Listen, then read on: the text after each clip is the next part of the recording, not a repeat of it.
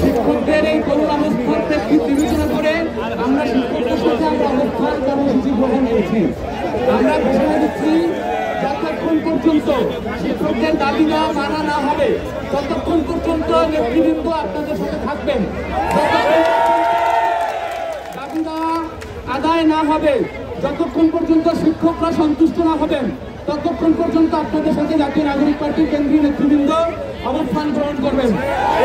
আমরা এই জন্য আজকে তেমন কোনো বক্তব্য দিতে আসি নাই। আমাদের বক্তব্য পরিষ্কার, এই তিনটা দাবি আছে, এই তিনটা দাবিও শিক্ষকদের জন্য যথেষ্ট নয়, কিন্তু সার্বিক পরিস্থিতি এবং বাজারের কথা বিবেচনা করে আমরা এই তিনটা দাবির সাথে একত্রিত ঘোষণা করছি এবং আমরা মনে করি আগামী বাজেটগুলোতে আরো অর্থ বৃদ্ধি করে শিক্ষাক্ষেত্রে আমাদের শিক্ষকদের বেতন ভাতা আরো বৃদ্ধি করা উচিত।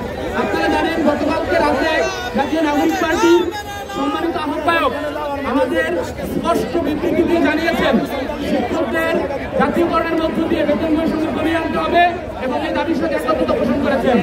আমরা এখানে অবস্থান করবো, আমাদের হয়তো কেন্দ্রীয় নেতৃবৃন্দ মাঝে মাঝে কথা বলবেন, কিন্তু দাবির পক্ষে তারা হয়তো বলবেন, কিন্তু আমাদের আজকে বক্তব্য দেওয়ার কোনো উদ্দেশ্য না। আমাদের উদ্দেশ্য হচ্ছে যতক্ষণ পর্যন্ত শিক্ষকদের দাবি আদায় না হয় ততক্ষণ পর্যন্ত আমরা এখানে আপনাদের সাথে আছি ইনশাআল্লাহ। এবং আমরা ঢাকার শিক্ষক সমাজ থেকে ছাত্র সমাজ থেকে আহ্বান করছি, আমরা ঢাকা শিক্ষক সমাজ থেকে এবং ছাত্র সমাজদেরকে আহ্বান করছি আপনারা শিক্ষকদের সাথে সংগঠনের এসে একত্রিত হন, আপনারা শিক্ষকদের পাশে এসে দাঁড়ান। আমাদের শিক্ষকরা রাস্তায় বসে মারা যাবে আর আমরা এখানে আমরা ঘরে বসে থাকতাম,